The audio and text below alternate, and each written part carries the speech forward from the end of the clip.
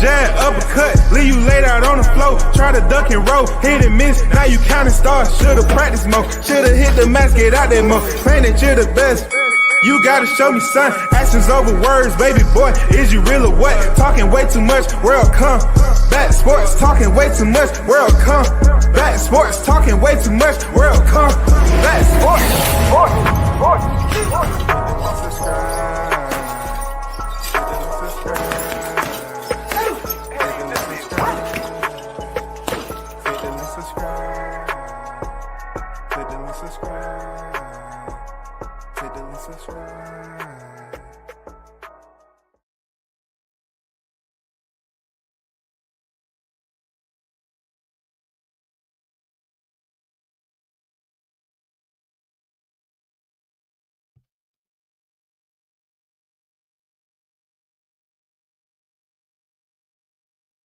Yo, what's good, chat?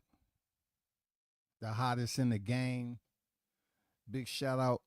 We almost in 2025, man. We sitting on 2.5 days remaining. Shout out to the first in the building, Big Blunts on deck. I see you. What's good? What's good? Hopefully you and your family is doing great. You had a wonderful holiday. Man, let's get down to it. You know, I want to go through some audio from Fight Hub TV of his interview with Oscar De La Hoya. And, you know, it was a very solid interview. Not going to lie to you. But first, I want to address the Jermell Charlo situation. So much to the point where I didn't even freaking do a thumbnail on him. Because in my opinion, he don't rate it at the moment. Now, granted, some people might say, well, you know, Jermell Charlo was the previous 154-pound undisputed. You're absolutely correct. You're absolutely correct. But unfortunately, there's no prize behind that. He did what he had to do. Boxing News 24 said Jermell Charlo returns seeking high-profile fight at 154. I just want to propose this, man. Put it out there. Why are you still campaigning at 154 pounds? I mean, the older you get, the more questions people are gonna have for you, Jermell. Let's look at this from a perspective of legacy. They're always using that L word, legacy. Do you consider diving a little deeper into your legacy with the amount of time you have remaining as a competitive fighter? I don't think Jermell Charlo is motivated and hungry enough to add to his legacy. I think what he has accomplished by becoming undisputed in one division is enough for him to ride into the sunset. Almost as if he's stuck in the moment of lying to James Harden. You remember when he was there ringside for the T-Mobile massacre and he was up there in the moment with James Harden? He said, man, I already did what he's doing. I'm about to fight Canelo. I already was undisputed at 154 pounds. He was insinuating to a non-boxing, let's just say James Harden at that point in time was a casual. He was running game on Harden and pretty much saying, hey, man, I already did that. Because James Harden was like, you going to fight him? You know how casuals do. They say, oh, you going to fight him right here? Man, I ain't worrying about him. I already did what he did. But he didn't let James know that Crawford had already been undisputed, 140. And also, he failed to inform the people that Terrence Bud Crawford had called him out. Terrence Bud Crawford had called him out before the fight. You know what I'm saying? He said he's about to go up there and fight Canelo for the 168-pound titles. Was that what the message he was trying to send out? I mean, he was absolutely caught in one of the biggest capping moments that was on live broadcast. Serious, it's one of the largest to this day. Fresh ingrained in our thoughts. He lied to James Harden to his face, man, knowing that Crawford had called his ass out. That's why you've seen the clips of Crawford having a sidebar conversation with Jermell Charlo. But the wildest part about it was Mel showed us who he was. You know, he had to come off that WBO title when he stepped in there with Canelo. And then all the other titles fell out from around his waist. Like I always say, loose change. He ain't never tried to give us an indication that he was trying to do something different. Like he wanted to separate himself. We see many other fighters separating themselves from the average competition. We see the Crawfords, we see the Usyks. You know what I'm saying? We see the Canelos.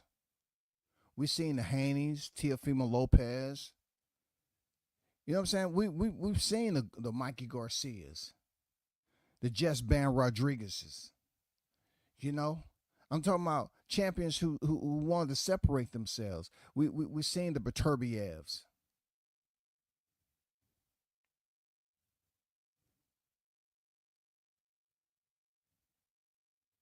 But when it came to the twin Charlos, though, two brothers who used to be champions at 154 pounds,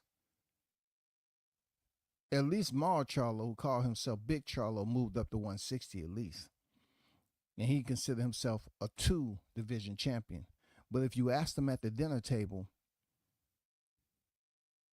Mel Charlo will probably tell Big Bro, you ain't never been undisputed. Then Big Bro can turn around and say, well, you ain't never moved out that 154-pound division. You've been in that garage park for quite some time. You coming off a 15-month hiatus, bro.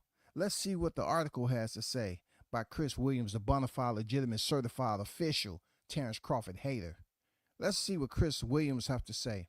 Because at one point in time, Mel Charlo was in the same gym, beneath the same banner over there, world-class furniture store in Texas. You know what I'm saying? They was both at one point in time with the Errol Spence and Jermell Charlo. I mean, when they was together, both two unified champions, sheesh. Come on now. They couldn't be told nothing. It goes on to say, Jermell Charlo is emerging from his 15-month hibernation phase. He is asking PBC to set up a fight for him against the best they have at 154. It says, make it make sense. They don't have anyone at that weight to watch against the former undisputed junior middleweight champion Charlo. 35 victories, opposite 2 defeats, 1 draw, 19 hosted knockouts. He says, make it make sense, which is code for Jermell's desire for a massive payday for his comeback. That ship sailed a long time ago. Jermell likely want to be showered with enough wealth to buy the Beverly Hillbillies mansion in Bel Air, California. That doesn't seem likely unless Turkey Al-Sheikh wants to use him for one of his cars to feed him to Sergey Buchuk. That would be fun to watch. It's too late for Jermell to fight Terrence Crawford. He's hunting big game and trying to get a golden parachute retirement payday against Canelo Alvarez. He doesn't waste time on a fighter who lacks ambition and has been sitting. Hold on for a second.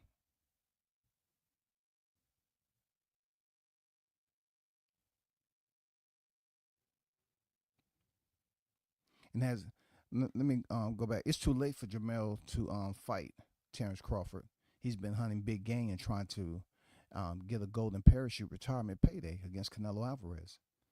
He won't waste time on a fighter who lacks ambition and has been sitting on his sofa for 15 months.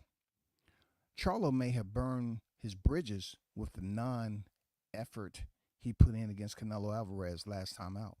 And he's wrecked what little popularity he still had afterwards by sitting on the shelf for over a year. Jermell is estimated to have gotten $20 million payday in that fight, which may explain why fans haven't seen, hide, nor hair or him ever since. That's their lack of editing. It's possible the PBC could negotiate a fight for Jermell against newly crowned IBF 154-pound champion Bakram Murtazalayev. However, Charlo, 34, never showed interest in fighting Murtazalayev when he was his IBF mandatory. So it's hard to see him agreeing to fight him now. If Charlo wants the quickest path to a world title, Murtazalayev, 23-0, 17 knockouts, would be the guy. Premier Boxing, give me the best you got, or whoever you think can handle me at 154. Let the fans choose. Lines only. Make it make sense, said Jermell Charlo on social media.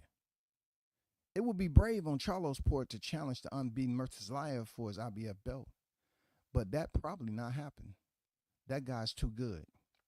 Murtazalayev destroyed former WBO junior middleweight champion Tim Tszyu by a third-round knockout on October 19th, dropping him 4 times in the fight. If he could do that against an active and still young Tszyu, you can only imagine what Murtazalayev would do to the ring rusty old Jermell. Jermell looked hard in his one-sided 12-round unanimous decision loss to Canelo Alvarez 15 months ago on September 30th, 2023. Charlo didn't appear even to try to win the fight as he moved around the ring playing it safe for 12 rounds. Many boxing fans believe that Jermell came for the payday and never intended to try to win. The fact that Jermell hasn't fought since that loss further increased the belief that it was always just about money for him. Now, look, I don't mind about the money deal. You know what I'm saying? Shout out to Monty King Boxing. What's good with it? Salute to you.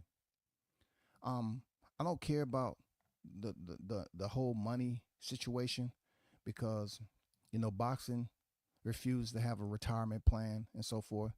But what I will say is when it comes down to how Jermell Charlo talked himself into, you know, one of the trash talkers of boxing, always on edge, short fused, always had some crazy to say when Crawford's name came up.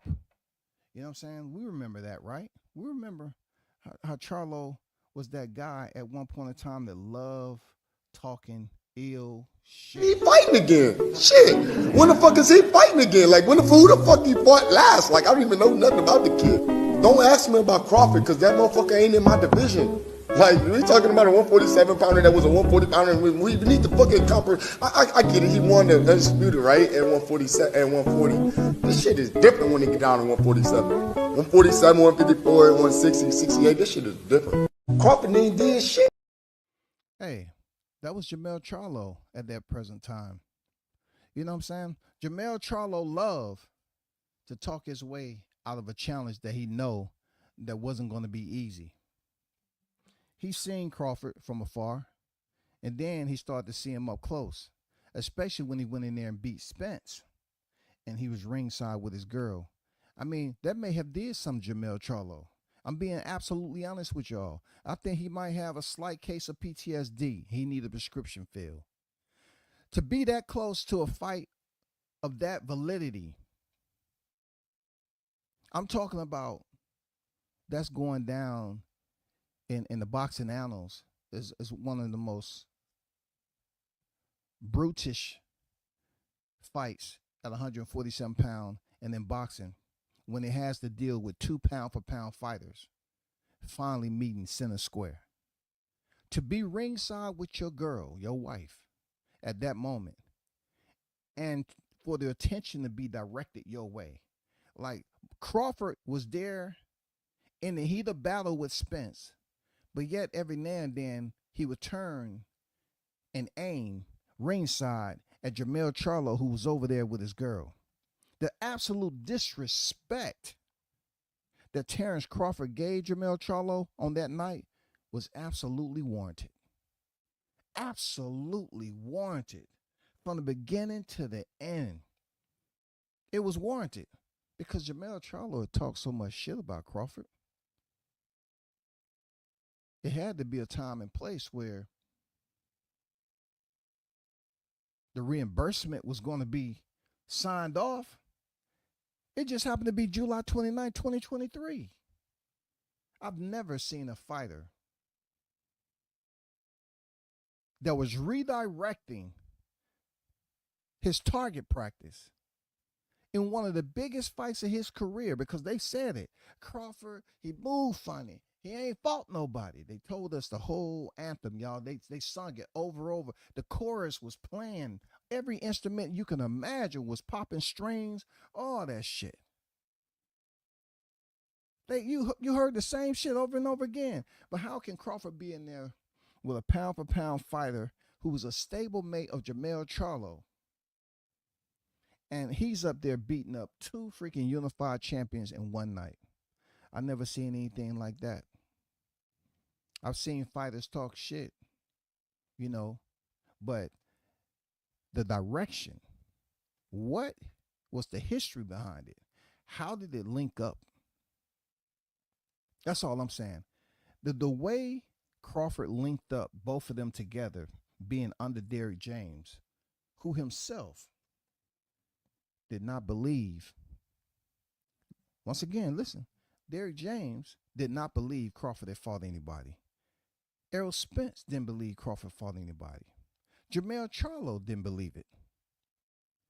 Crawford had put the call out. He had sent it out to the public as a SOS. He said when he beat Spence, he wants Charlo. Charlo never quite responded the way we thought, being that we had witnessed how him and Tony Harrison was exchanging and verbal sparring with each other on stage. That was some good shit. That was some good trash talking right there. But when it came to Bud Crawford, he just didn't have the same energy, as they say. So to be ringside, seeing his stablemate get beat up, and Mel Charlo was dressed in all red, you have to say to yourself, damn, could he really separate the color of his outfit that night and the blood that was on there from Errol Spence at the hands of Terrence Bud Crawford, beating him up for 8 rounds? Yeah, I give him 1, simple mathematics. I give him 1. The first round, I give him that. You know what I'm saying? That was light, soft. Yes. You know what I'm saying? You're just sitting there waiting. That's cool, calm. But for the second round on, it started to get a bit more physical for freaking Errol Spence and Jermell Charlo. Jermell Charlo had to witness his stablemate take the worst beating. I've never seen a fighter like Crawford fuck up 2 unified champions. Not only that, in a physical sense, but mentally, he fucked up 2 unified champions. Think about what I just said, bro. Terrence Bud Crawford mentally fucked up 2 unified champions on the same night under the same coach. When have you ever seen that happen? No one's going to convince me that Jermell Charlo doesn't have some type of fright about Terrence Bud Crawford. He wanted his trash talk and his mentality to be respected within the 154-pound division. Some of what he had to go about it twice. You know what I'm saying? The Tony Harrison situation, he had to go back and get his belt. He got it done. He looked focused in that fight, locked in. I give him that. He looked locked in. And then he went all out. All-out war with Brian Castano to a draw. He had to go back and do it a second time. But to be honest with you, seeing what Crawford did to Spence at 147 pounds, 147 and 154 may be 2 different divisions. But transparently, to Jermell Charlo, he's not looking at it like that. You remember at one point in time, he was saying the light boys should stay at that division and they should do this. You remember when Jermell said that, right? Let me remind you. Wish I could be the guy to fight Canelo. Canelo, come to 158. I can easily make 158. And I'll put a boxing lesson on him just as great as Floyd Mayweather did, the great, And I mean, I didn't say it all. Now, I don't understand what they got going on, but just, pay me my bread. My brother could fight him in 160 and whatever the case is, and all these other guys. I'm the 54 champion, baby. Not the other one. But you know what? I'll put these hands on any one of these motherfuckers. Straight up. Let's talk about that because, obviously you got the fight with Castano and you said that you want to be the undisputed champion. So you feel at 154, that's the last line of business for you before you think about your future, whether it's moving up or what have you. But yes, you alluded to it. But Crawford already said, hey, look, Errol Spence, I've been wanting that fight for the longest. If he don't want to fight me, then I want to fight Jermell Charlo, Brian Castano winner. What's your take on that? How about he do what's best and go fight Errol Spence then? Shut up, take a little bit less money, be quiet, humble yourself, and fight Errol Spence, he a stud. Do what he say, and then you might be the challenger sometimes. These people don't know how to do that. They don't know how to be the challenger. That's his problem. He think he too high up on the horse. Bob Arum don't give a damn about him. Bob Arum told him to his face. He done got lawsuits with his own promoter. You ain't worth shit to me, for real. That mean the man didn't really care about you anyways. You should have just shut up, made the right decision with your people that love you, and then do what you gotta do. Like, it's not my fault that you can't. Hey, they got some studs. Though. Al Heyman only gonna sign the best of the best to me personally. You got Ennis, you got Garcia, you got Thurman, you got people making a name for themselves in your own weight division. Sit your ass in your weight division and see if you can beat one of them. Cause fucking with me, you gonna get knocked the fuck out. I'm a knockout artist, baby. And at that point right there, Jermell Charlo, a lot of people was looking at him with a raised brow. Motherfucker was biting their motherfucking lip. He said a lot in there. I remember the slave talk of him saying, shut up, take less money, learn how to be the challenger. I remember him saying that, right? He said effing around with him, he gonna get knocked the fuck out. He's a knockout artist. But when it comes down to his return off a 15-month hiatus, right?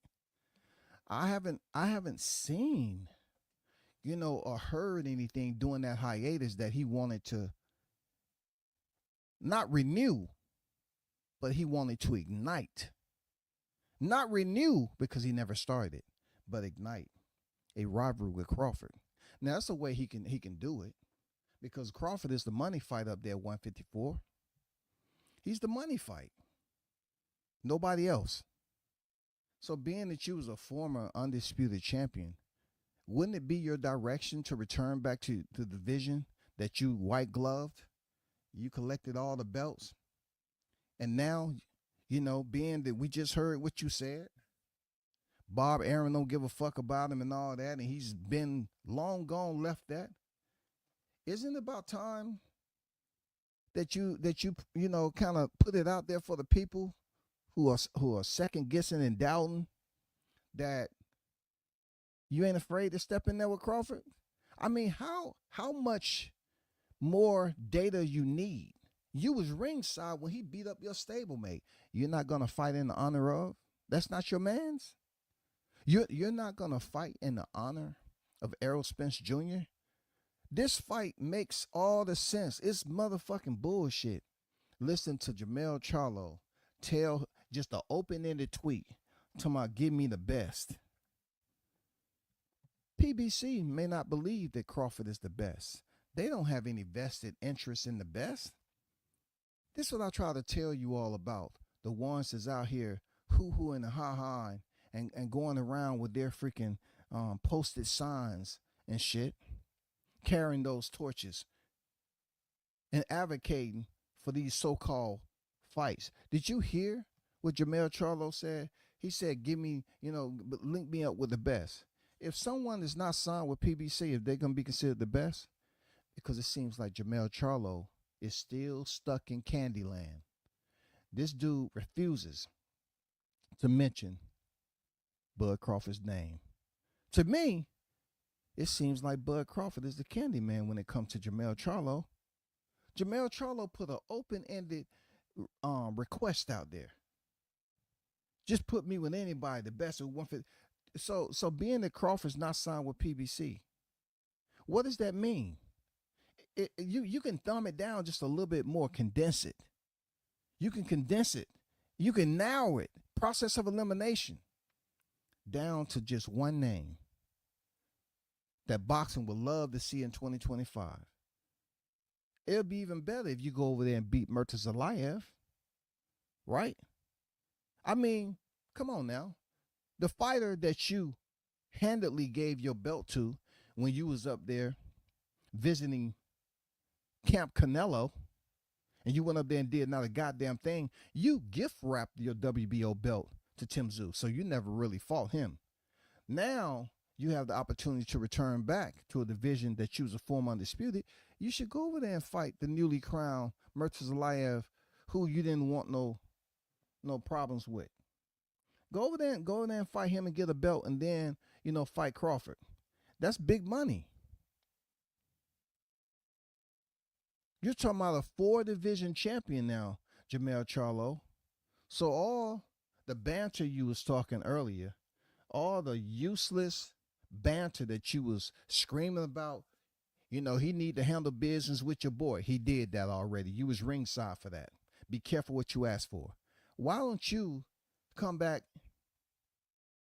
and say, you know what, you beat Spence, but I ain't Spence. Let's fight. It comes a time and a place, man. Are we still on, PBC don't want nobody touching that? Oh, you're not going to be able to fight nobody outside of the PBC? You got to come back and fight somebody like Fundora or anybody that signed with the PBC? I mean, I know we ain't talking about that. And why isn't the PBC fans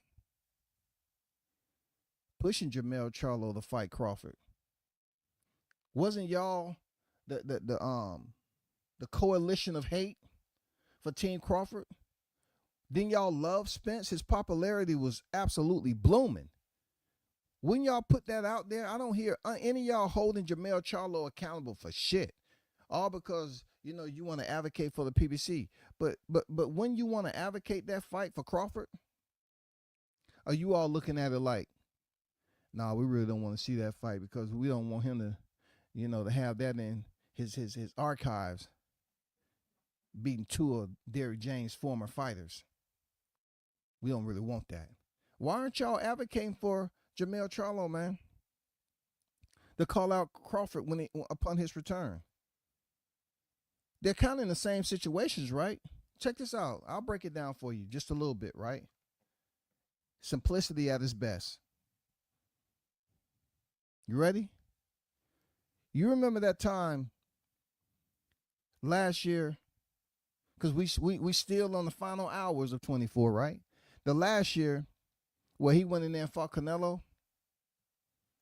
and he was the undisputed, right? And he was talking all this shit that I just played for you. So he went up there and didn't do a motherfucking thing. Okay?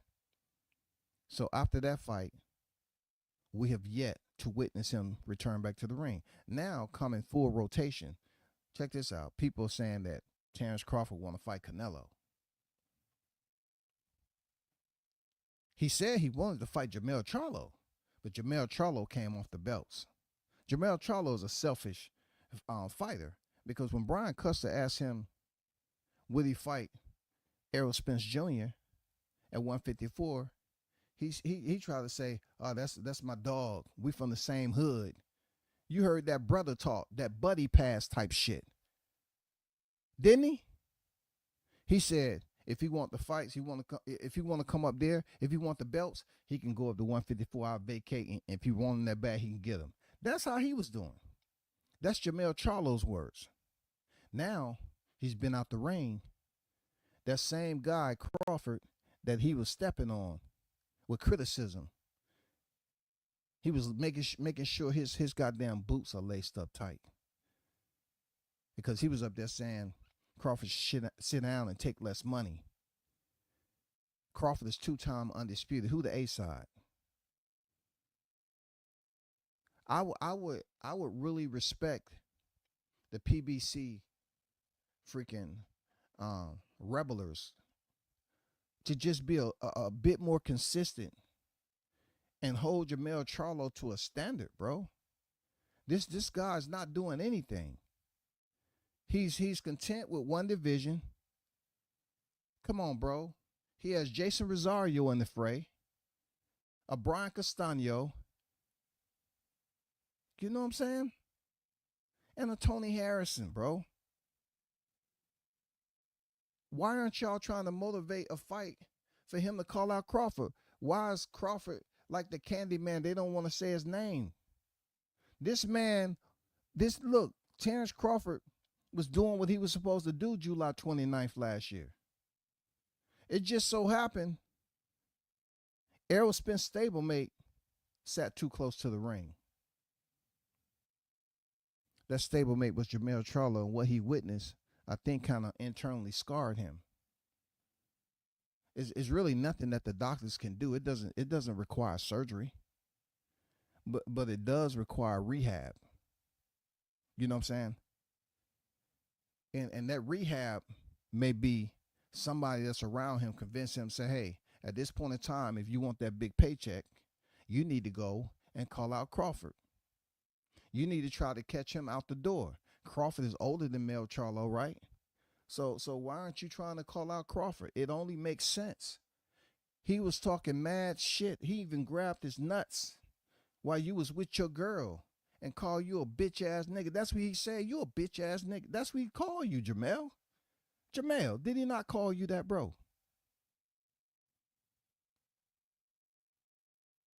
Did he not call you that? Then if he called you that, why are you coming back with an open-ended tweet saying, I'll fight anybody. Give me somebody, give me the best. What's wrong with you, man? You haven't did too much of anything in boxing. You and your brother have been out the sport for a while. Now it comes to a point where you have to think about family name.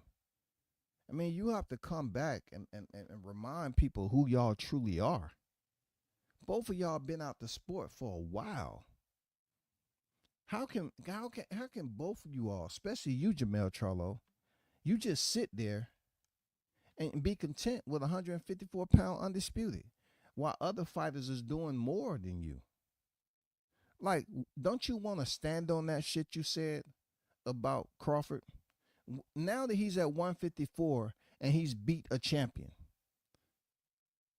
don't you truly understand that shit you said has expired? It was all good. It held value in weight when he was still at 147, but now he's entered the 154-pound division, a former division where you was the man. You have since came off all your belts, but upon your 15-month hiatus, you want to say what? Oh, just give me anybody. Just give me anybody, y'all. Those of you that's tuned in, why won't Jermell Charlo call out Crawford's name if he was telling him, not too long ago in the distance, learn how to be a challenger, take less money, do what they tell you to do. He tried to put it up there. He should have did business with his people. Well, he did business there, Jermell. He fought your boy, and your boy couldn't make the rematch. It's your responsibility to fight in the honor of your friend Errol Spence, because you was trash talking freely, reckless, and you have not returned back to show people that you can do better than what Errol Spence did on July 29th. You haven't shown the people shit, bro. All you've been doing is just living off the past. You won't even say Crawford's name like that. That man can't have that much power. Not the 135er. Come on, bro. Come on, Mel Charlo. Not that little guy. Not the little guy. You said the light boys. That's what you call damn Crawford. You said the light boys need to stay in their division before they get hurt. Now the light boys have moved up to 40, moved up to 47. championship first fight, moved up to 54, championship they first fight, and you up here sending out tweets talking about, just give me the best. You know me. I can't be stopped, won't be stopped. Give me the best there is, the best there was, the best there ever will be. I'm Jermell Charlo. Let's get it. Lines only. It sounds like kitty litter only. That's what it looks like to us, kitty litter. I'm just going to leave it like this, Jermell Charlo. I don't want to take too much time telling you something that you've heard before or mentally that you've been thinking about. But don't let this be a regret that the very same fighter that you was talking all that shit about, don't let what I say be a fact of Crawford actually beating up two unified champions in the same freaking, under the same coach, on the same freaking night, in the same damn arena, just not in the same damn division.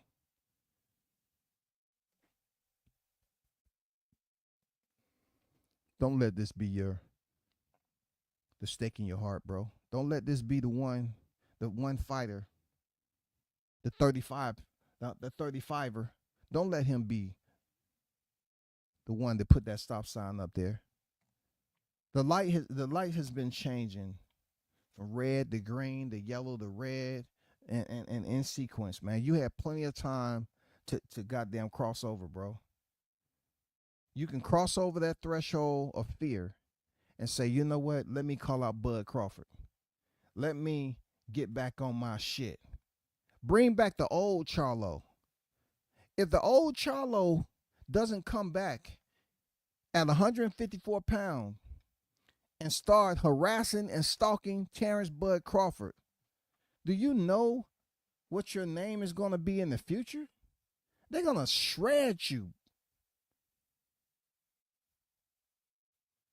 They're going to rip you to shreds, bro, when it comes to criticism. When they start coming up that you was fearful of Crawford because you sat too close to the ringside that night, July 29, 2023. You sat too close, bro.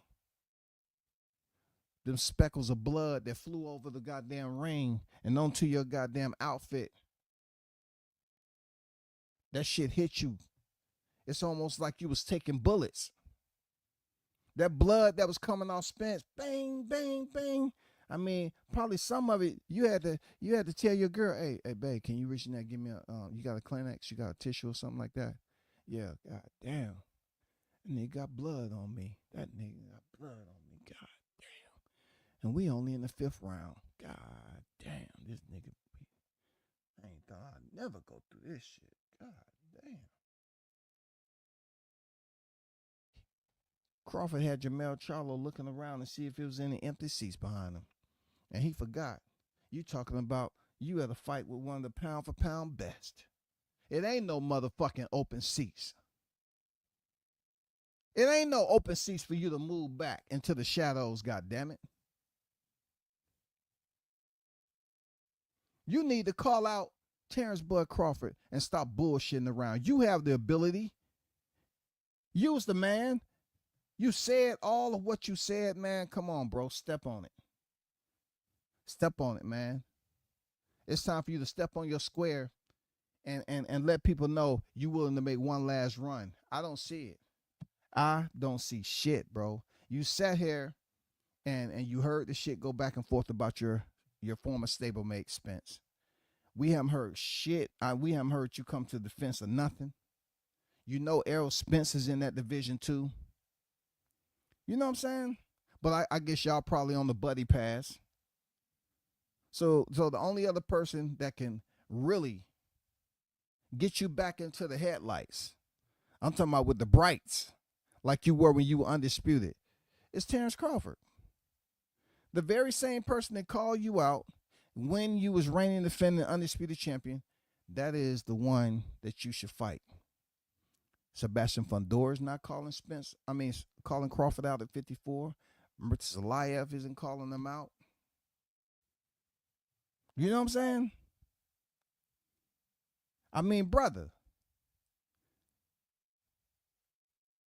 you're supposed to return and regain your throne. look, the only person that you have to beat at 154 right now that makes any sense, that aligns you with reestablishing your notoriety and your prestige in the 154-pound division is Terrence Bud Crawford. That's all you got to do. Stop bullshitting around there, Jermell Charlo. Stop bullshitting around, bro. Stop acting like you don't know this.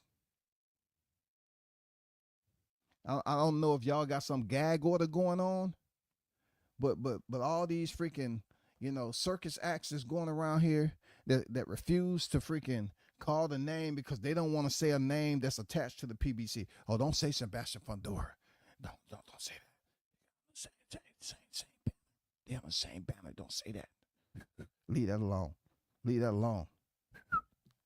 Leave that alone. Don't say that. Who else can we say then? I don't know, man, but look, ask yourself a question. Who can Jermell Charlo call out if Sebastian Fundora is signed under the same banner and they're still trying to link that up to Spence? How does this bullshit work? You want to come back for a title shot or you just bluffing? You just got the wolf tickets hanging out your motherfucking pockets. I mean, who are you planning on fighting? You ain't calling out Sebastian Fundora because when y'all was trying to play that cock blocking shit with Crawford, you was up here talking about you was coming out of recess. They're trying to block him for fighting that guy, right? Now all that shit has been cleared up. Sebastian is unified. Why don't the PBC allow you to go first again like they did with Canelo? They allowed you to go ahead and go and fight Canelo, right? Yeah. Why don't we see you go in there and fight the unified champion? He already has 2 belts. I mean, it seems like your compeer cannot get it together. We really can't determine when he's due back in the ring. So why don't you get with Al and whoever, Tom Brown, and try to make this fight happen? Or if you feel that Spence is a lower version of himself, why don't you call out Spence? So you all can have a title eliminator. But that would be a waste of time when Crawford's right there. You can go take Crawford's belt, man. Jermell Charlo, go take Crawford's belt. That was your division. Go take his belt. He's now in your living room, bro. Even though your living room is foreclosed on. But he's in your living room right now. Wasn't that, I could have sworn you said something, that's your house or whatever. He's in your living room right now with a belt.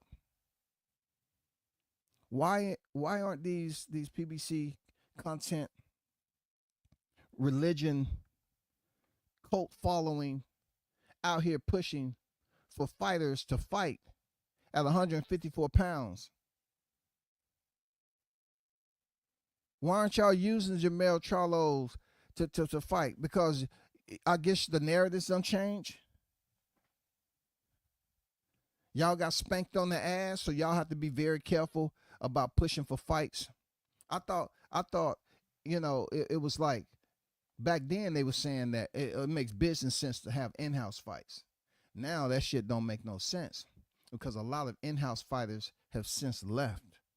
So you don't hear them. You hear certain individuals trying to call union, trying to call camaraderie, esprit de corps. They want us all to come together and reunite because it supposedly feels so good. But before, just last year, they wasn't talking no reuniting. So now that Crawford's in the game at 154, why aren't these cats pushing for Mel to call out Crawford? Any other time he's getting hate, right? Right? They said Madrimov beat his ass, right? They said Madrimov beat Crawford up. He looked old, slow. So ask these content creators that's all about the Papa Bravo Charlie over. Ask them, why don't we hear them speaking to Jermell Charlo to call Terrence Crawford out? Any other time you up here telling who Crawford should fight? You said Madrimov beat his ass, right? So it should be simple process of elimination to get Jermell Charlo back in on the scene. And that is for you all to push for him to go over there and take Crawford's belt. You know what? I don't hear shit. I don't hear a whisper. For real. I mean, you can hear a fart. You ever heard a fart? I don't hear none of that shit. Have you heard a fart take a... Let me see. Let me see. A fart. Let me see, can I hear that? Let me imagine this shit. I mean, it's so quiet on the male Charlo front. You can hear a fart, yo. Why isn't these cats calling for Jermell Charlo to fight Terrence Crawford? Why isn't the PBC? If it was all about blocking, remember this, y'all, how a lot of this shit is just sham.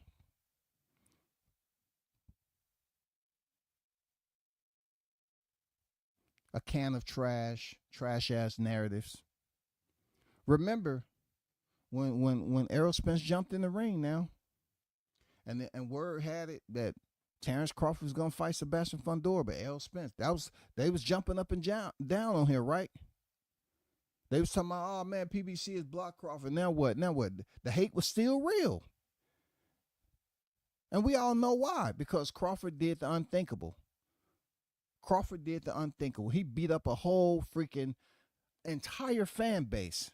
And he beat up 2 unified champions at one time. So then, that didn't really play out the way they wanted. All of a sudden, Jermell Charlo said he's coming out from recess. That was months ago. I guess he finally was able to lift the lid and see the sunlight from above. Now he wants to come out from the bunker and say, it's my time. If it's your time, it should have been one name that's on your mind. One name. Look, hear me out, y'all. I'm putting the pieces together for you. It should be only one name that Jermell Charlo is freaking talking about in Terrence Bud Crawford. You know why? Because so many of them over there brag about Errol Spence being a no tune-up type of guy. Right? They brag about that shit. No tune-up. Oh, man, you got to respect him. He don't want no tune-ups. That's what type of boxer he is. What about Mel Charlo? Does Mel Charlo have the same mindset, motivation, mental blade, desire? Does Mel Charlo have the same shit after 15 months? Because he went 12 rounds with Canelo. Do he need a tune-up? Because I remember, they was bragging about Errol Spence coming off a long hiatus, don't need a tune-up. Now Errol Spence and Jermell Charlo is in the same position. And the greatest part about it, they're in the same division. I want to know if they have the same religion. I wonder if they're willing to make the same decision. That means both of them come back with no tune-up. And let's see how that shit play out. But not to prolong it, okay? Because I know I'm getting some disapproving glances behind these freaking screens. I know people talking shit. I get it. But why don't you help me out right quick? Because this is media. This is social, okay? This is social media. Let's get it straight. YouTube Central, social media. Why don't you do me a favor?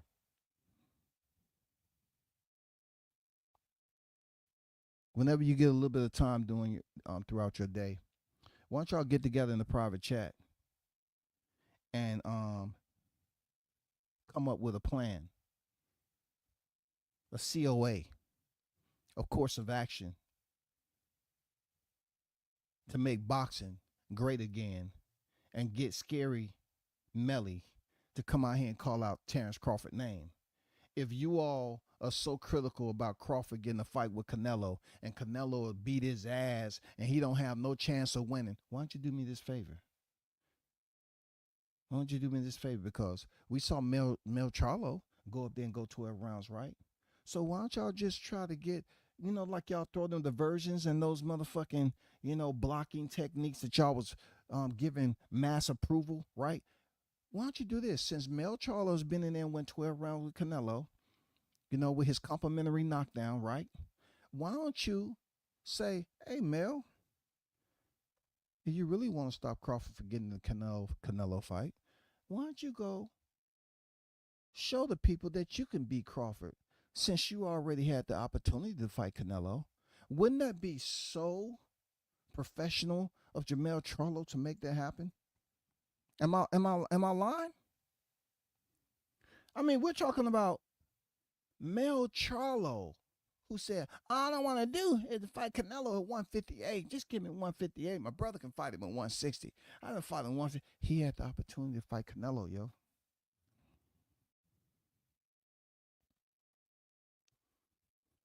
Can you do it because you care? If you care about boxing, you'll get with Jermell Charlo, because it's not a lot of names that's in a position that's former undisputed that you can speak on in boxing that's returning, right? But do it because you care. You don't have to care about WCS, right? But do it because you care about the sport. This guy's fought Canelo Alvarez.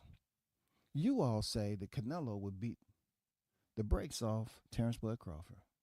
So therefore, you have the opportunity, because I love how y'all like putting out all these blockers and distractions out there. Encourage Jermell Charlo to go fight Crawford. If y'all feel that he can beat Crawford, tell him to go fight Crawford so Crawford will never have to fight Canelo. Why? Because Jermell Charlo, the former unified undisputed 154-pound champion, put a halt to it.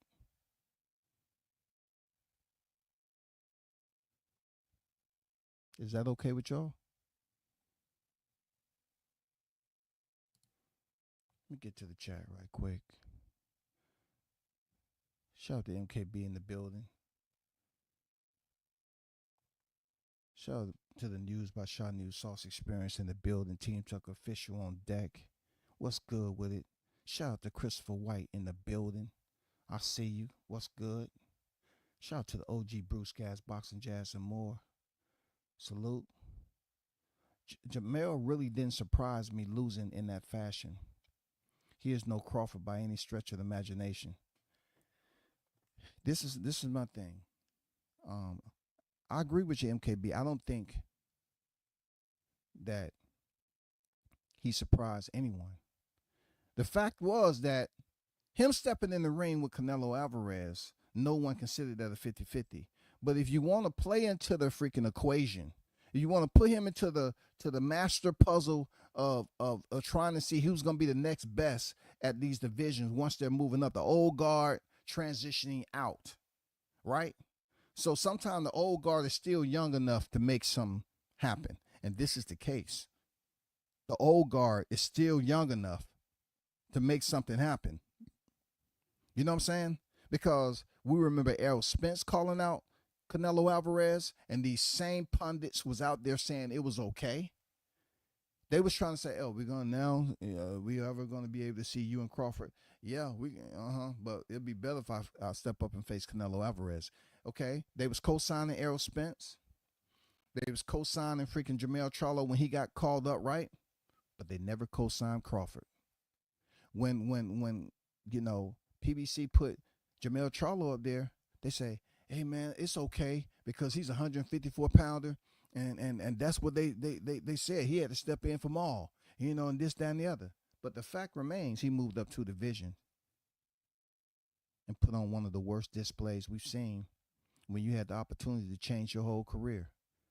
I mean, I'm talking about trash talking, shit talking, reckless abandonment with his words. But when he was in there with Canelo, you would have thought he was a Build-A-Bear. You would have thought somebody goddamn just built Jermell Charlo and programmed him with a whole different personality than we ever witnessed, y'all. This motherfucker was conformed. His conformity rating was through the fucking roof with Canelo. So all I'm saying right now, if they don't want Terrence Bud Crawford to step up and face Canelo Alvarez, let somebody that's already faced Canelo call out Crawford and just totally nip it in the bud, cancel it, do away with it.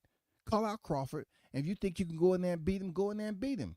so we can stop getting the same freaking criticism. So we can stop hearing the same whining ass babies. Why don't y'all boost it up? That's what y'all was doing. I'm serious. Y'all was up there. Hey, Crawford should fight David Benavidez if he want Canelo.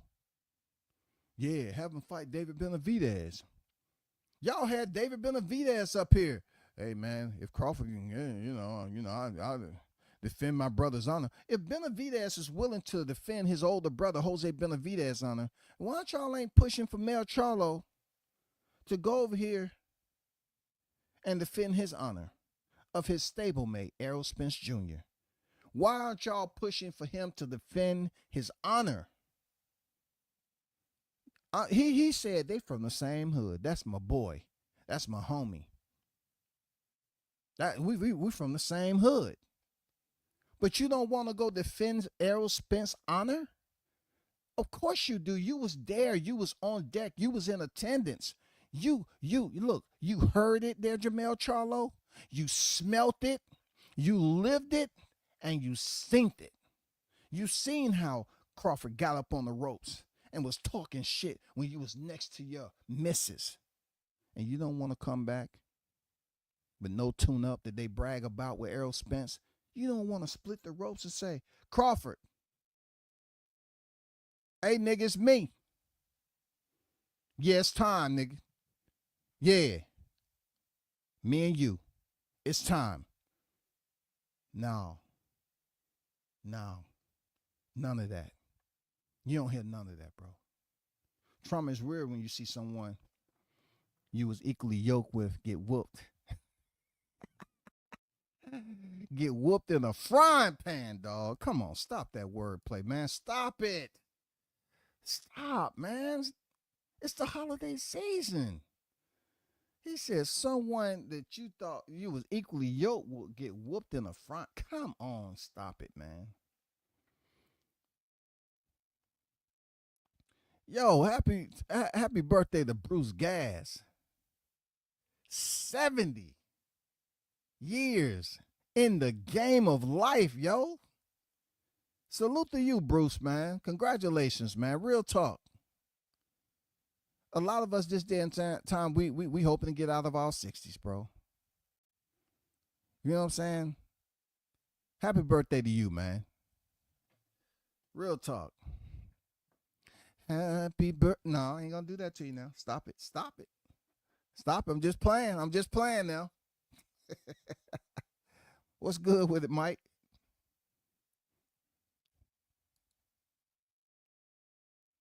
Crawford beat him to an inch of his life. That boy traumatized. Man, I just want some of these the pundits, man. I want the pundits to stand up.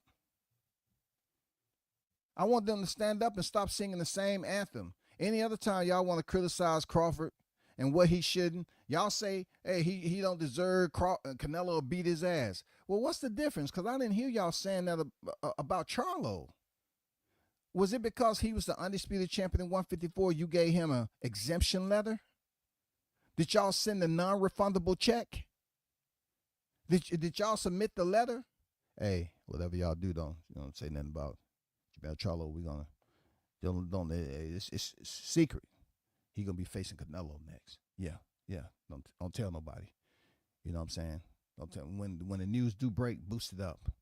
Like he has an equal chance of going in there beating Canelo. No, nobody.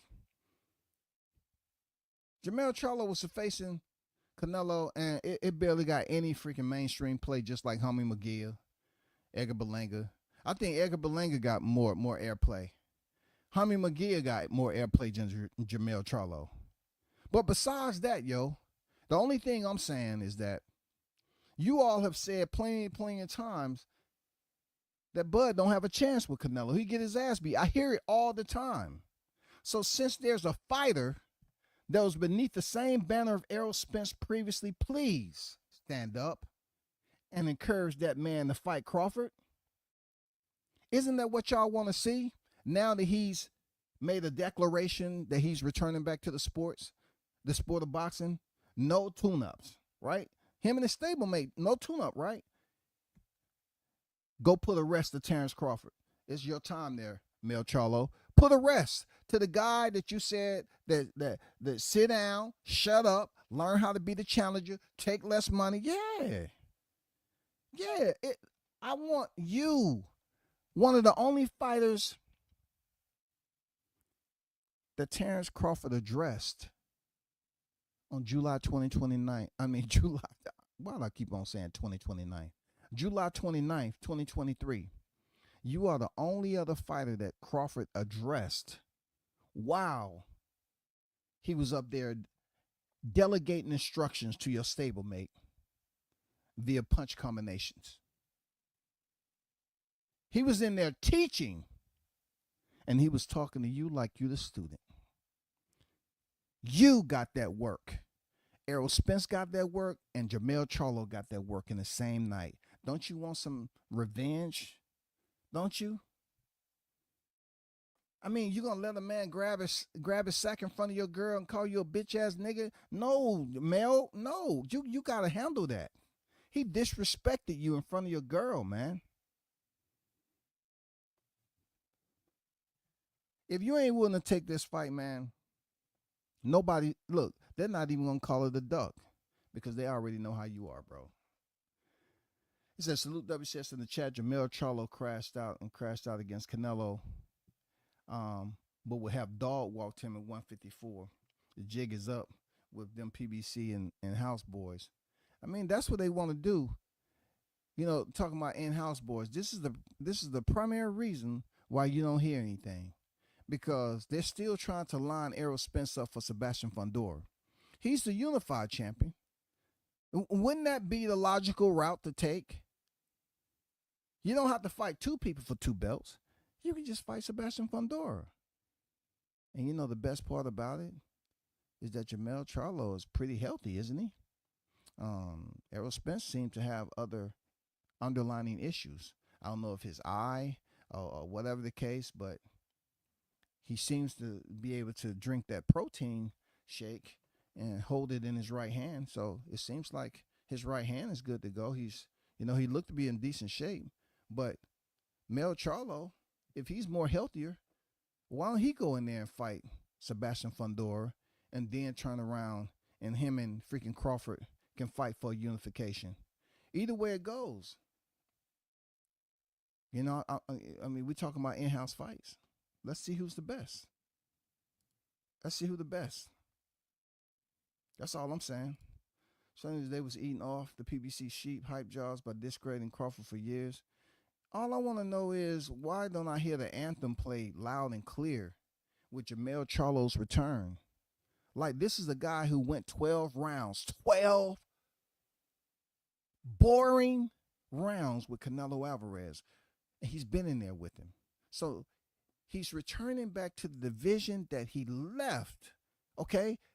Canelo was the last fight when he stepped in there with, come on, bro. He was the unified undisputed. Canelo was his last fight before he just got off all the belts and all that. So wouldn't he be rightfully positioned in line to call out Crawford, who's trying to get a Canelo fight?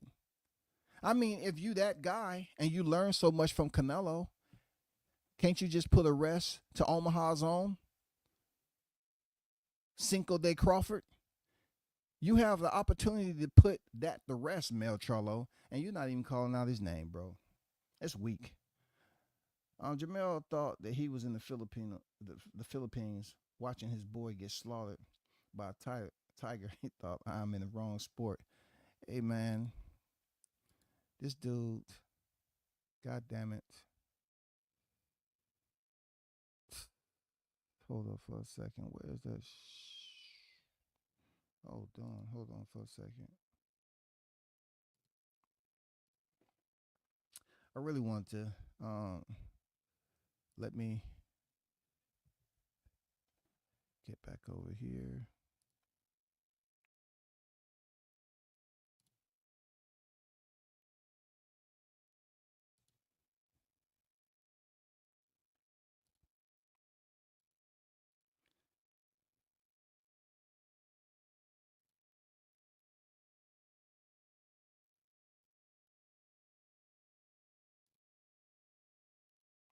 Okay. Let me share this.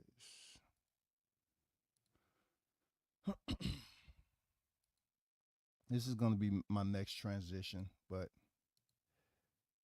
just give me a minute. I got to finish going through the chat. Just going to stroll through here. Shout out to Mr. International Toby Bartlett. What's good? The Lamos knows. Shout out to Mr. Golden. What's good, OG? How you feel, bro?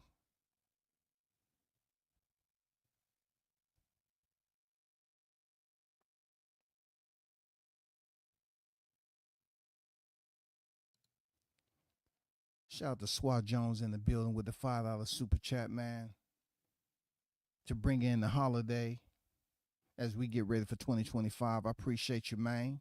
One love to your brother. It says, WCS salute, fam. Bruce, happy birthday, OG. 70, man, still kicking. Knowledge, dope. Blessings to you. No doubt about it, man. Appreciate you, giving Bruce his shout out, man. One of the OGs in this boxing game. 70 years old, man. That's great news. That's great news. Still healthy enough to get on here and do live streams. I ain't gonna hold you now. If I'm 70, I don't know if I'm gonna be on here talking my shit, dog. I'm just gonna be honest. I might have changed my whole profile by then and goddamn just be in the chat, chilling.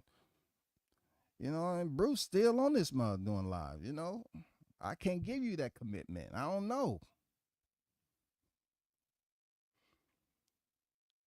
PBC didn't know. PBC fighters don't have promoters willing to put up the money for their fights, and they're not trying to fund. No, hold up. No, hold up. Stop the presses for a second. No. We can't say that because I just heard some cats up here talking about we need to come together and be united to stop the takeover of Turkey Al-Sheikh. Now, in order for them to have some type of takeover and union, then the money has to have to be in the picture, right? That has to be the topic of the conversation. We can't say, okay, come together and help U.S. boxing footprint, and then there's money issues amongst promoters. And what these individuals are talking about, they just want us to support the U.S. fighters and the promoters work together. No, the promoters, this right here is one of the primary reasons that Turkey Al-Sheikh is in the game. Why? Because of PBC fighters, not PBC, but they don't have promoters willing to put up the money for their fights. Well, early on, they were saying that these fighters was getting blessed gracefully. But if a fighter is getting blessed gracefully for a fight, the managers, advisors, whoever you want to call it, they may pay them a certain amount of money, but they're still getting their percentage too. So it's who's really making out? But they say a union. They say they want to bring us together and unite. So if they're going to do that, they must have some type of plan to help this, gain traction. This can't be it. This is why Turkey Al-Sheikh is over here right now. To put up the money for the fights. That's why Turkey Al-Sheikh is here. It don't have anything to do with U.S. boxing fans supporting Turkey Al-Sheikh or any of that, or people worried about his money. This is one of the reasons why he's here. Put up the money for the fights. Okay? That's all I'm saying. Hey, man, you got to give it up. As long as you have that promotion on your title, Lines Only Promotion. Come on, man. Lines Only Promotion. Don't want to mess around with Omaha? Come on, bro. Shout out to Christopher Williams. Salute to your brother with the $2 super chat on deck. Man, one love, man. Thanks for donating to the channel. Just refreshing the super chat. Much appreciated, no doubt. Thanks for always supporting, man. Everyone with their attendance and also their monetary donations. Salute to y'all. One love, man. Hope everybody's holiday is going wonderful. Crickets. Jermell saw while Wilder rolled out, he most likely think he won't get his money from Haney. Man, I don't care. Look, MKB, to be honest, I don't care if he gets his money or not. I'm not really caring about that. You know why? Because did you not just hear what he said? to Crawford? He said, take less money. He was sitting up there telling Crawford, take less money. I don't give a damn whatever you got going on. Take less money. Shut up. Sit down. Learn how to be the challenger. So if they're worried about Al Heyman and not getting their money, I can give a damn.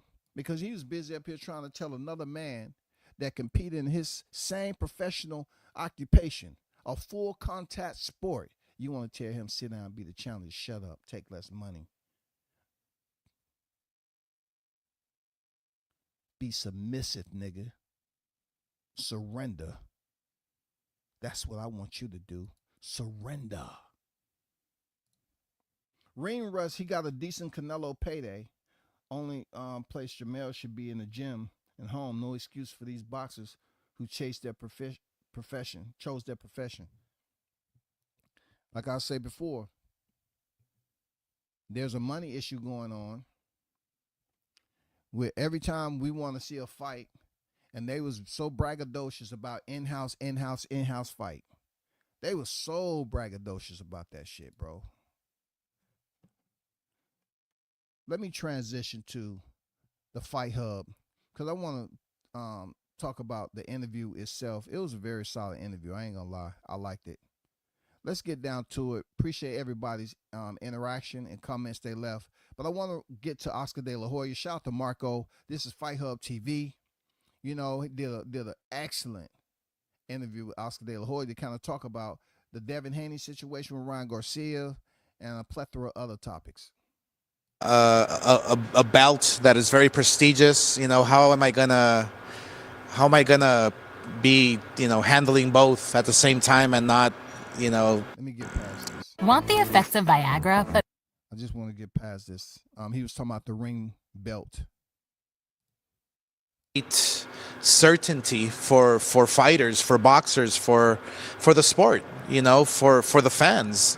I think fans are now, you know, fed up with being undecided, you know, who the champion is, because there's so many belts out there now. You have, you know, I don't have to name them, but WBC, WBA, IBF, you know, people want to experience who that best fighter in the planet is in each individual weight class. So I think now we're finally going to see it. It's going to take some time, but I think Turki Al-Sheikh has a very ambitious plan in making sure that the fans are included in the sport, that the fans are well. Look, a fighter having a year layoff is never a good thing. So his comeback fight, you know, must be some kind of warm-up fight, a tune-up fight that we call in boxing. Somebody that's not a world champion. Because right now in his division, whether it's 147 pounds or in between 140 and 147, there's a lot of great names out there for him. So once Ryan gets back in action, once Ryan gets back in rhythm, and maybe has a tune-up fight, possibly in late April or maybe early May, then I want to throw him in there with the very best. And that's what Ryan wants to do, is challenge himself and fight the best. I mean, whether it's, I'm thinking top of my head, Teofimo Lopez or even Boots Ennis or whoever the very best is. And, you know, I mean, we still have Devin Haney who is you know, wanting that rematch against Ryan Garcia. Is that right? So Oscar De La Hoya said Devin Haney is wanting a rematch with Ryan Garcia. So if they're wanting, that's interesting to see if any ink will dry contractually on this fight. I mean, I'm not getting that from the media, but Oscar said, you know, Devin Haney is wanting the rematch with Ryan. Who knows? Maybe that happens again. But again, I have to sit down with Ryan and we'll carve out a plan. That rematch is going to happen because I know, like, the whole suing thing, and I don't know if that, like, closed the door towards that, or where's your thoughts on that? Look, when a fighter, first of all, I've never heard of a fighter suing somebody for battery. It just, Never heard of a fighter suing someone for battery. I mean, we're in the business of battering opponents, you know, and so I've never heard that in my entire career as a fighter or as a promoter. But yeah, it opens up the door to It's a great storyline. That's a great storyline. It I don't opens. know if like it made things like too personal. Like, hey, you're suing me for this dumb thing. Not I don't want to get in trouble, but like you guys perceive it as a dumb thing, you know, like, or the back and forth between like Bill and everybody. Yeah, it's nonsense. But the only way to square off is inside the ring. You know, so who knows? Maybe we can see another one. Maybe we don't. I think Ryan Garcia put on a performance of a lifetime. So the way Ryan Garcia handled Devin Haney, to me personally, doesn't call for a rematch. But who knows? The back and forth is pretty intense. One guy I'll give props to is Floyd Schofield for wanting that fight against Shakur Stevenson. Very ambitious for, you know, where he's at right now. I saw your post about the fight, but now that it's made, what do you think about it? I would imagine maybe the team did say like, yo, like just wait a little bit for these types of fights yet, right? Yeah, no, I was the first one to say, hey, you have to wait. We have a plan for you. We have a strategy for you. And but the father was very adamant. The father in particular was the one who wanted this fight. Kid Austin, he's a fighter. He's a throwback fighter. He's actually my favorite fighter today. Oscar said that Kid Austin is his favorite fighter today. That's good. That's good to know. I mean, because the way the Schofields have moved up, yeah, it's still some uncertainty from the fight fans, but yet I think overall, Kid Austin hasn't did anything to rub someone the wrong way. You know, you have dad power that's going on. They have been the most vociferous or vocal in this whole situation with speaking up for their kid. Schofield Senior, Junior, Schofield Junior, his pops has been adamant about that. But with the Ryan Garcia Devin Haney, we're still waiting. You know, it's about to come full effect going into 2025. And being that, you know, Ryan, if he's fighting in April, that means he'll probably be in camp in February. You know, at least about a good 8-week camp for whatever the fight date may be in April. Because he come off suspension near the end of April, of course, right? So he'll be in fight camp like the end of February, early March, you know. It all depends who he's fighting, where he's fighting, and when it comes down to the fight fans, Oscar De La Hoya said that Devin Haney wants to fight, but I really don't know what this lawsuit is going to do, how long it's going to play out in court. And I'm not even sure if the lawsuit is going to be concluded by the time if a fight happens in April or May. Because these suits can take a long time. So for us to say, okay, this should be adjudicated within that time frame, that's just not how court goes unless you settle out of court. Seriously, that's just not how it goes. If there's a mediator and you settle out of court, that's like the only way that I see this happening, so to speak. You know what I'm saying? I don't see it running its course within the court, within the judicial system, and coming up on the timeline to finish this up as a priority. It's just like any other case. But back to Devin Haney and Ryan Garcia. I really want to see that fight. It has all the backstory. It's in my opinion, it's good for boxing. Why? Because once again, you know, Haney did everything he was supposed to do. He made weight and all that, right? But he just didn't get the performance at all. Then Ryan Garcia, he didn't make weight. It happens in boxing, but it was a handshake agreeing on the overage. Then he goes in there and he has the best performance of his life, but yet popped dirty for Austrian. So you have one fighter that holds all the pros, and then you have the other fighter that holds all the cons. But in boxing, the pros and cons, they kind of mesh together, because it's never a dull moment in this combat sport where you can say that it's perfect. It deals with ethics, morals, principles. This is not boxing. So being that it's a dirty backstory with Haney and Garcia, we need to see this fight in 2025 to clear up everything. We need to see it. Just like it was controversy in the Canelo Gennady Golovkin first fight. Come on, bro. That's the same shit. It's the same shit, bro. It was controversy in that fight. They fought a rematch. Why not push for a Ryan Garcia, Devin Haney rematch? It's the same thing. Hey, it was a no contest. It's erased.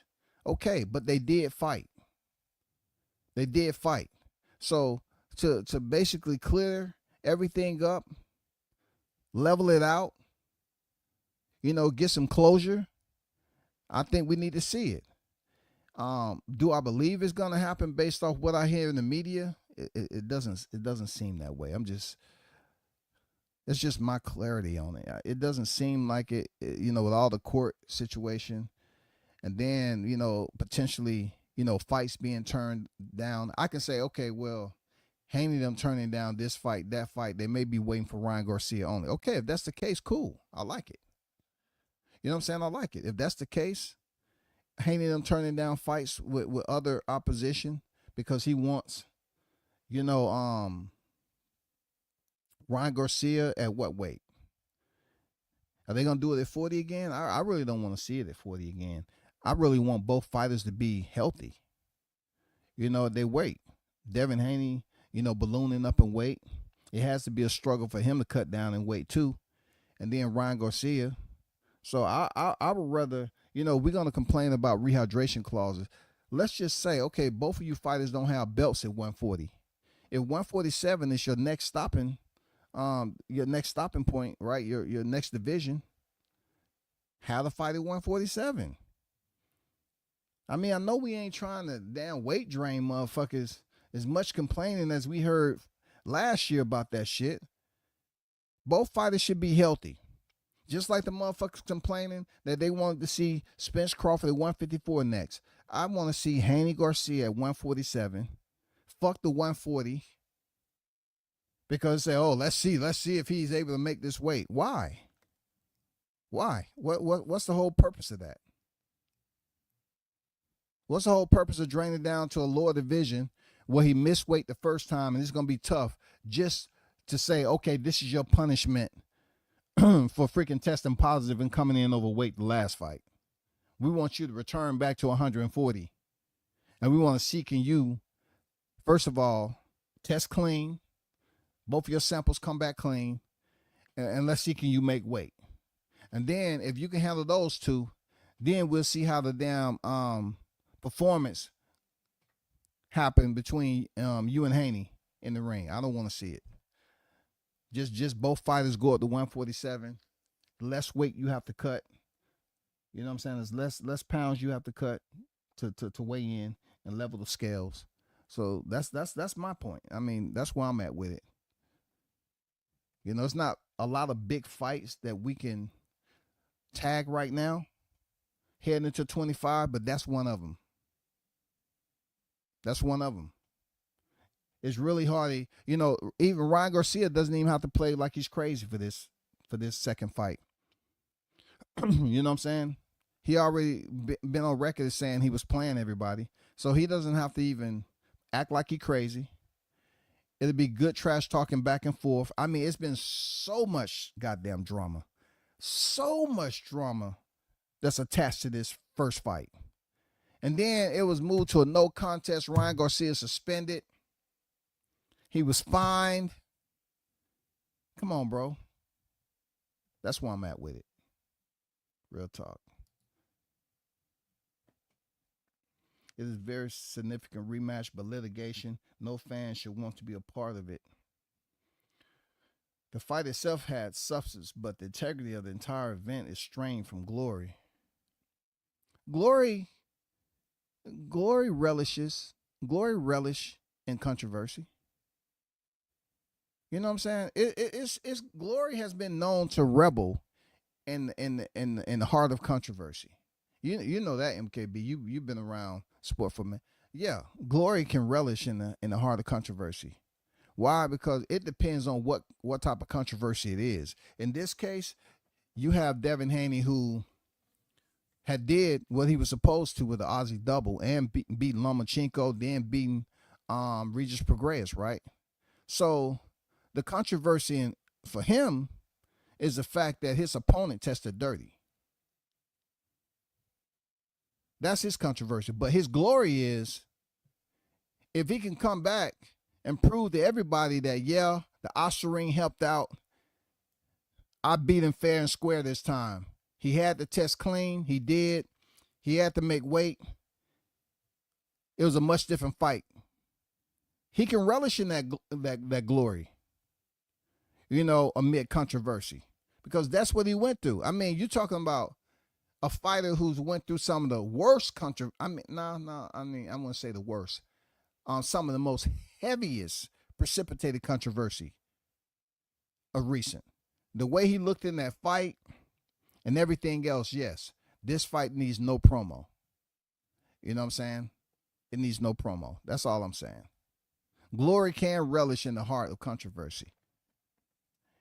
It depends on what the fans are hoping and wishing, the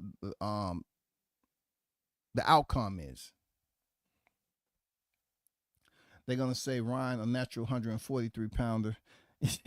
Yeah, right. Man, they need to fight at freaking 147 pounds, bro. Shout out to Blue Hustle, man. What's good with it? I see you in the building. Salute to you, man.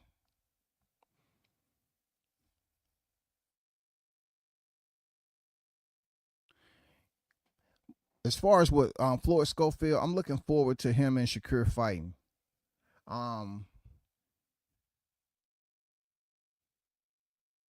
Through my optics,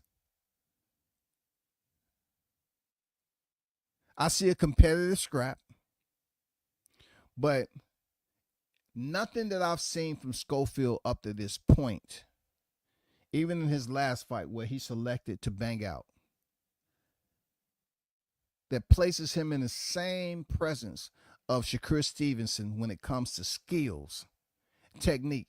I haven't seen it yet. So just because he's a good guy, just because people are on his side and Shakur is the bad guy, so to speak, that they're selecting to target, I haven't seen nothing yet. I have to see it. I just can't sit up here and say, oh, man, Shakur, I have to see it. I think Shakur is going to experience some problems in this fight, because Schofield is not afraid to take risk and get dirty and get on the inside. But Shakur, one thing about him he does well is his technical ability to be elusive. And sometimes when you're elusive and you make your opposition miss, that fatigues your opposition. And we all know when fatigue sets in, some of those shots that wasn't landed early in the fight starts to land now. A fighter start getting desperate because the timing is off and you getting hit with shit and they can say Shakur don't have power, okay. But when it comes back around, when fatigue sets in and those shots Shakur wasn't able to land because he was just still filling them out, now he's possibly able to land those shots. Like once again, I can't say that about Shakur going in there against Schofield. I haven't really seen him get fatigued, by a fighter that was pressing him. Oscar Valdez pressed him pretty good. Jermell Herring, it's been times he was pressed, okay. But what I will say is that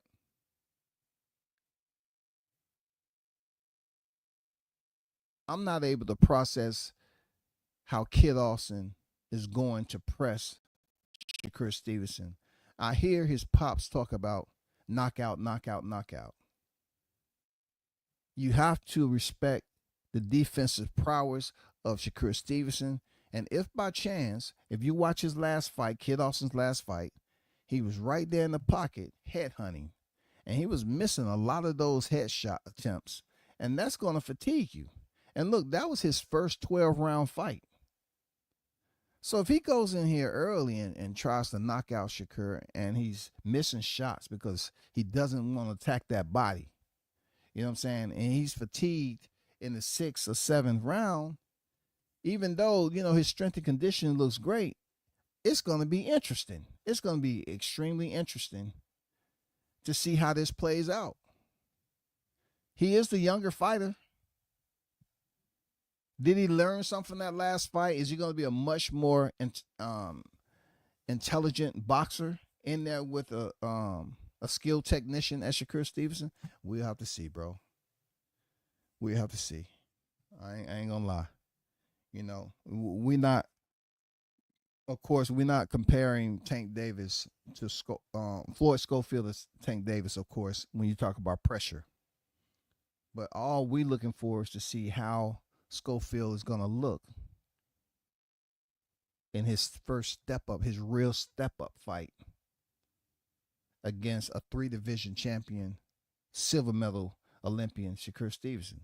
It's going to be very interesting at the end of the day, you know, because he was headhunting a lot versus a fighter who had never been stopped. But technically, he wasn't no A+ technically skilled, elusive fighter, but Schofield was missing a lot of those power shots he was putting together. You do that against Shakur Stevenson, you're going to find yourself, you know, on the front end of his jab, you know, just being hit with that uppercut and all that shit. That's if he let his hands go. That's if Shakur let his hands go, man. We don't know. We don't know if Kid Austin will be able to touch Shakur early and he takes some rounds off just to kind of wait to Kid Austin get in the later rounds to really try to press it. That's what Tank did with Rolly. You know, Tank said, hey, he felt Rolly's power. He said, you know what? I'm going to just chill for a little bit and then I'm going to come back and get him. And he ended up knocking him out in the 6th round. Let's see how that happens in this. See how this plays out. Seriously.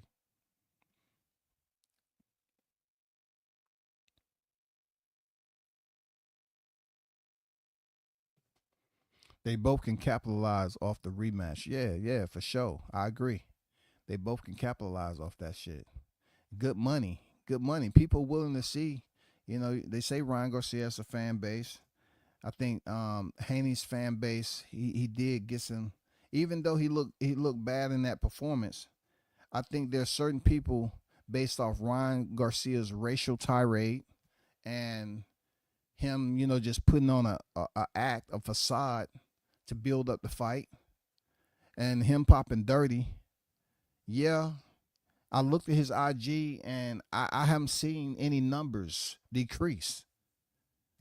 You know what I'm saying? But there has to be some fans that say, okay, Devin, he did everything right.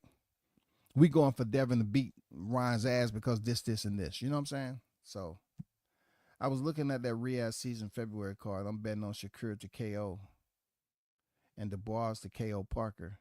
All right. I mean, I was definitely for the latter. Okay, for the latter. But I don't know.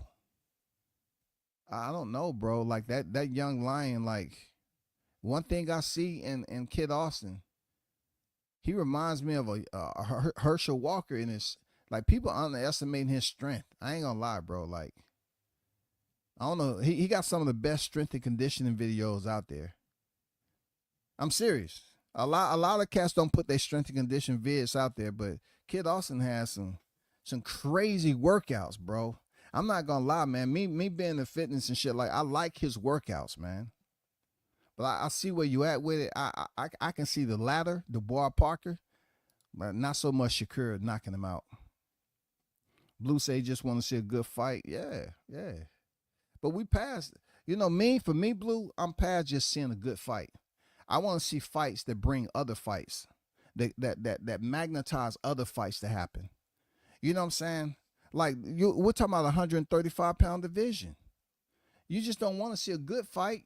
You want it to be a great fight so we can start talking about, hey, man, damn, so and so went in there and made it happen. Just like, for instance, they talking about Keyshawn Davis. They want to see Keyshawn go in there and really make a statement against Anthony, right? In order for him to do that, he need to have a great performance. You know? Christopher say, I'm hoping that Stevenson don't make Kid Austin boo-boo on. Hey, man. Hey, I'm not underestimating Kid Austin. Seriously. You know, first of all, I like his integrity. When they ask him that, hey, how did it feel the first time you being knocked down? And somebody said it was a slip. He said, nah, I got knocked down. He hit me behind the head. That tells me right there he thinks for himself. Like, that dude has better maturity, a higher level of maturity than he's given credit for. Why? Because he's beneath the canopy of his father, who's more outspoken than he is. But he's not stupid. His father ain't stupid, and Kid Austin ain't stupid. He's much more mature than people give him credit for. I ain't gonna lie, bro. People want to act like he's a freaking, you know, a Porky, a kid named Porky that's boxing, that he has some type of disability. No, bro. No. I got to give him more credit, man. He has integrity, man. He kind of gives me that Herschel Walker type of underrated strength. You know, we'll see. I never really seen Kid Austin fight on the inside, clinch and all that. I would like to know how Shakur would handle the clinch game, right? But I really can't say that Kid Austin is the fighter to put Shakur Stevenson up against the ropes in the clinch, somewhat like we seen with Caleb Plant and McCombie. I don't know, man. That would be interesting to see how that works out. But I don't think Kid Austin is the fighter to do it. I don't see him having the intellect to switch up the entire game, not fight Shakur Stevenson center or outside, pretty much try to, you know, put him up against the ropes and rough him up a little bit with some inside. I don't see him having that ability. I have to see it play out. I do believe that'll be a great strategy to do that, because that's when you can really feel another fighter's strength on the inside like that, especially if you know what you're doing. We haven't seen anyone do Shakur Stevenson like that. You know, Shakur, if you give him distance, he's at his best. But if you're pressuring him and pushing him up against the ropes and roughing him up a little bit, you know, I mean, look at what happened with Bisa Ramirez and Rafael Espinosa. Espinosa's a dirty fighter. He was roughing him up with elbows and everything. But you don't hear nobody talking about that. So since nobody's talking about it, that might be one.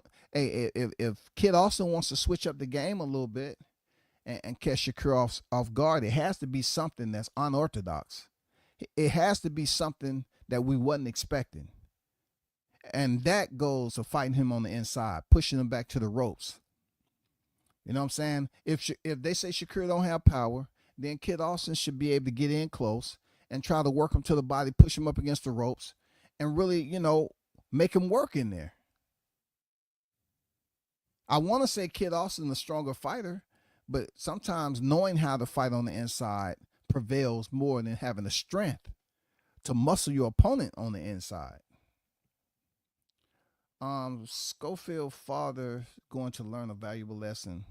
Always throwing the towel in before your son gets planked on a worldwide stage. I don't know what that means. I know what planked mean, you know, stretched out and all that, but you think his father's gonna throw in the towel? I mean, we have to be realistic here. If anything, I know there's a lot of AI and high tech shit that's coming on. You hear the stuff that's going on with Amazon and shit. Let's put ourselves in the warehouse for a second, okay? It's certain things that you see certain workers be able to lift and move around. You know, the ones who know how to operate the forklift and heavy machinery and shit like that. But let's be honest, yo. Right? I mean, I don't know why y'all believe that.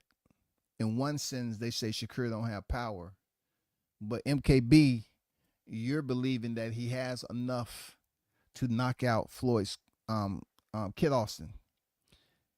Like I said, on one side they say Shakur don't have any power to knock anyone out, but yet just because it may be just because you had a fighter that was in there that hit Kid Austin behind the head and was able to get the knockdown, you believing that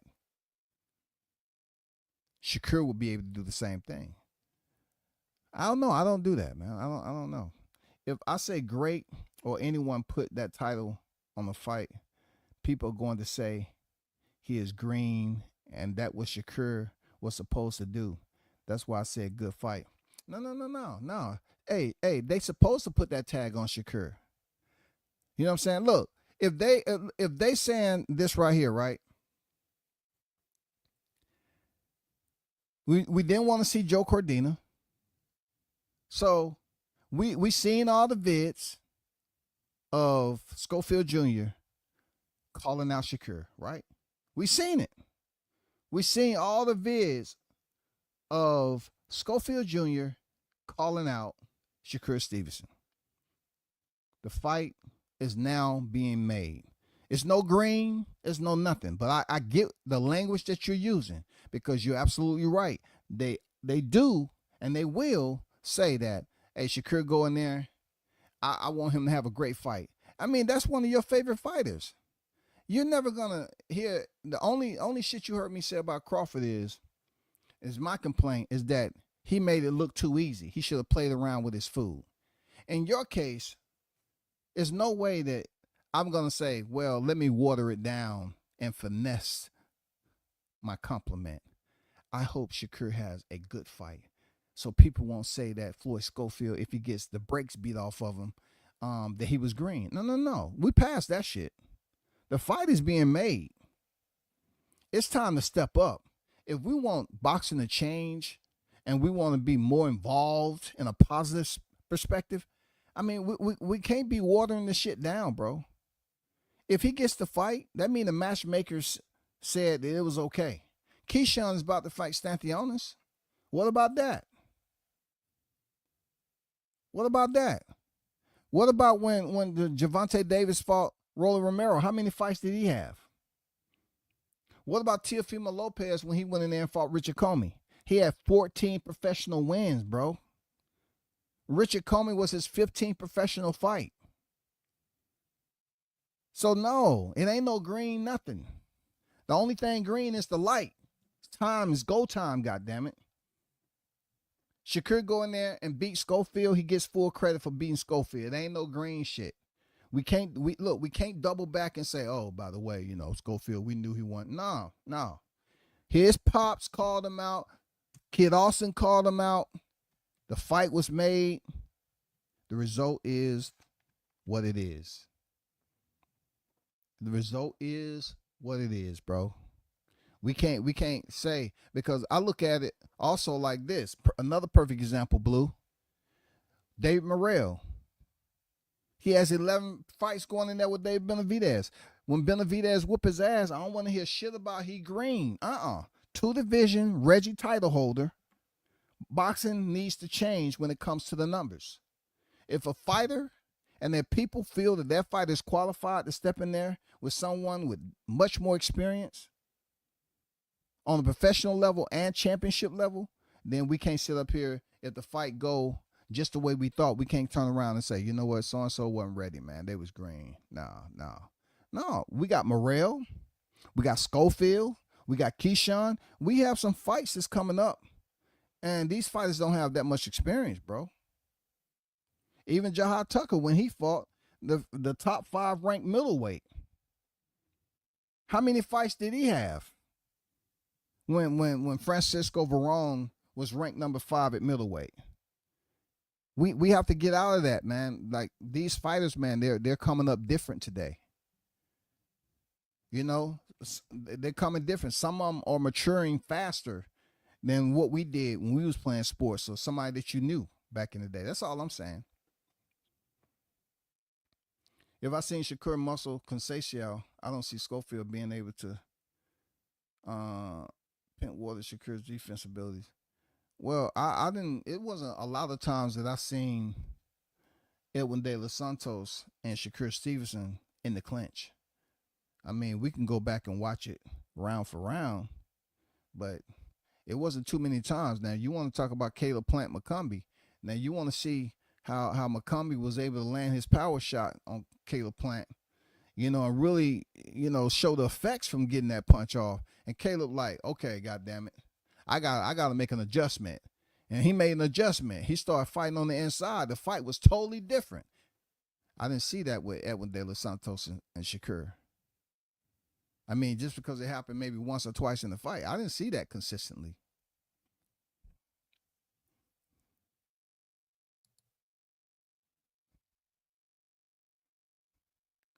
I don't know, man. Y'all underestimating Schofield's. Look, strength can, you can get a big motherfucker, right, to go in there against Shakur. Like, let's say you can get a fighter that's 185. If that fighter doesn't know how to box on the inside, all that fighter is going to be able to try to do is hold Shakur in place and say, oh, you're a little nigga. I'm bigger than you. I'm stronger than you. But if you're boxing, just because you're strong doesn't mean you know how to keep, Shakur in place. I mean, you're talking about a boxer at the end of the day. Even a mixed martial artist, they know how to pivot out, reset, or whatever the case, right? Just because you're big and you bench, 200, 300, doesn't mean you know how to keep someone in place and still be able to land a shot.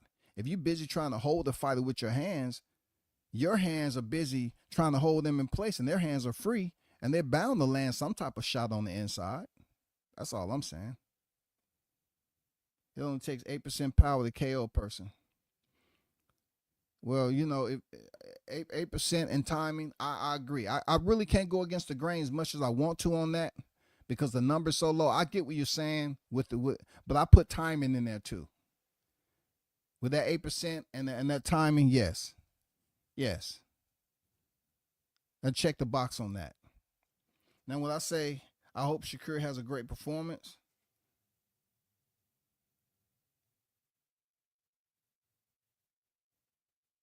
sure, you want him to have a great performance. Hey, Blue, you don't have to mince your words for nobody, goddammit. This is boxing, bro. If you choose to engage in these Shakur conversations, and you spoke to him on the panel, it's no way in hell you ever look back at any of my Crawford freaking vids and I'm missing my words when he was set to face Spence. I'm not gonna, lower the intensity value of my words and what my intentions are. No, they're going to be raw. You know what I'm saying? And the blade is going to be sharp enough to let you understand that that's what I meant. I wanted that to happen. I wanted that shit to cut deep. Give a fuck about what the fans say. The fans are going to turn up, turn their back on the fighter anyway.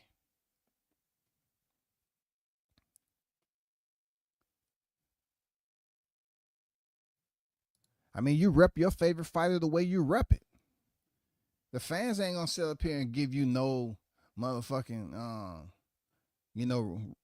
reprieve and give you a freaking, a fruit basket with a bouquet of flowers and say, hey man, Shakur won and everything.